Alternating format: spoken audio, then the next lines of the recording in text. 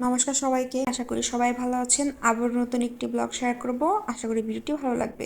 এখন বাজে মাত্র 8টা 55, তবুও এত রোদ বাইরে, রোদের জন্য বাইরে আসলে বের হওয়া যায় না। সকালে প্রাইভেট ছিল, এর জন্য বের হয়েছিলাম, কিন্তু রোদের তাপ আমার কাছে একদমই ভালো লাগে না। আর সকালে যেহেতু নাস্তা করে বের হইনি, এর জন্য আসার সময় সমোসা খেয়েছি। পুরি সিঙ্গারা থেকে আমার সমোসাটা অনেক ভালো লাগে। আর এখন বাজে 12:30। এখন বাইরে যে রোদের তাপমাত্রাটা, মনে হয় আগুনের তাপ এসে গায়ে লাগছিল। এরপর আমি অটোতে উঠে গেলাম, বাসায় যাব। আর রাস্তা অনেক জ্যাম ছিল, অটোতেই বসে আমি সমোসাটা খেয়ে নিলাম।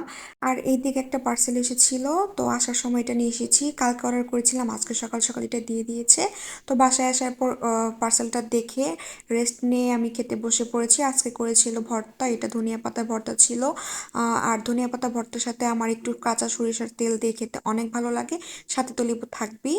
আর খেয়েছিলাম গুঁড়া মাছের চচ্চড়ি। মা এই গুঁড়া মাছের চচ্চড়িটা অনেক ভালো রান্না করে, সাথে আমিও শিখে নিয়েছি, কিন্তু মার মতন যে টেস্ট সেটা আমি আনতে পারি না, কিন্তু আমারটা ভালোই হয়। আর সবশেষে খেয়েছিলাম পাবদা মাছের ঝাল। এটাও আজকে অনেক ভালো হয়েছিল। আর বিকেলবেলা কি খাবো ভাবতে ভাবতে ভাবলাম যে পাঁপড় খাওয়া যায়, তো বিকালে পাঁপড় খেয়েছি।